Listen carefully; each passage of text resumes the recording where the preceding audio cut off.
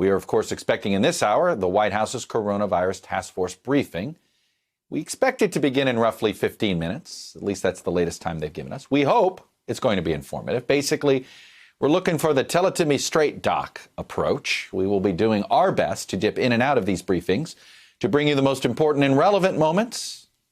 And we'll be, of course, fact-checking what was said on the other side. Now, for this briefing, the president and members of the task force have said that they're going to show us the data which convinced them that drastic action was still needed and that the country should basically stay closed through the end of April in order to slow the spread of the virus, a.k.a. flatten the curve. Hopefully, that means we're going to get an unvarnished look at how long public health officials are realistically expecting this crisis to last and how bad they think it's really going to be. And based on the data we have right now, the projections are expected to be grim. The coordinator for the White House's task force said yesterday that 100 to 200,000 Americans will die in a best-case scenario.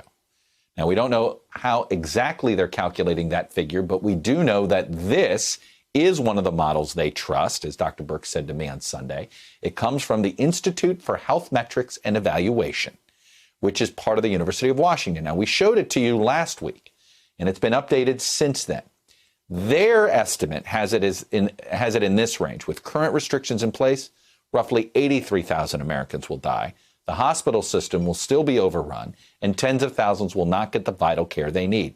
Again, this is the rosy model compared to the White House estimates that Dr. Fauci and Dr. Birx are now saying, which put the death toll perhaps as much as 2 times higher, even in that best-case scenario. Bottom line, we better be prepared to hunker down as a nation for a while, which could have profound implications for our economy, our society, and our democracy. And as you can see, we are at least 14 days, give or take, from the peak of the crisis, according to those projections, when the death toll is expected to be at least 2,000 per day.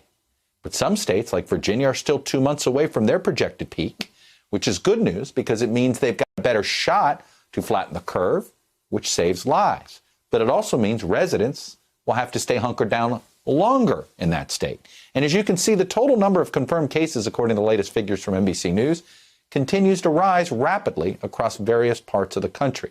Now, the distribution of cases around the country is not uniform, which means different areas are going to peak at different times.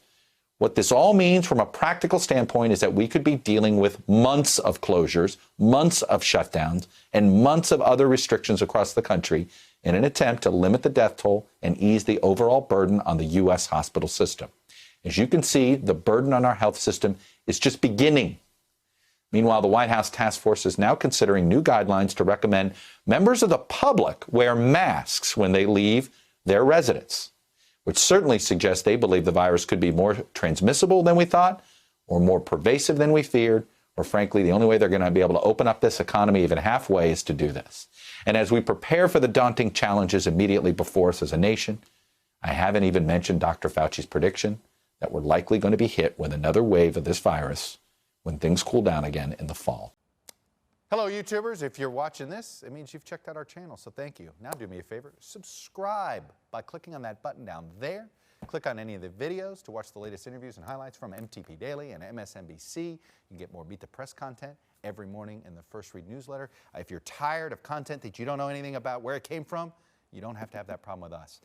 NBC News, MSNBC, MTP, and the Meet the Press mindset right here for you on YouTube. Subscribe now.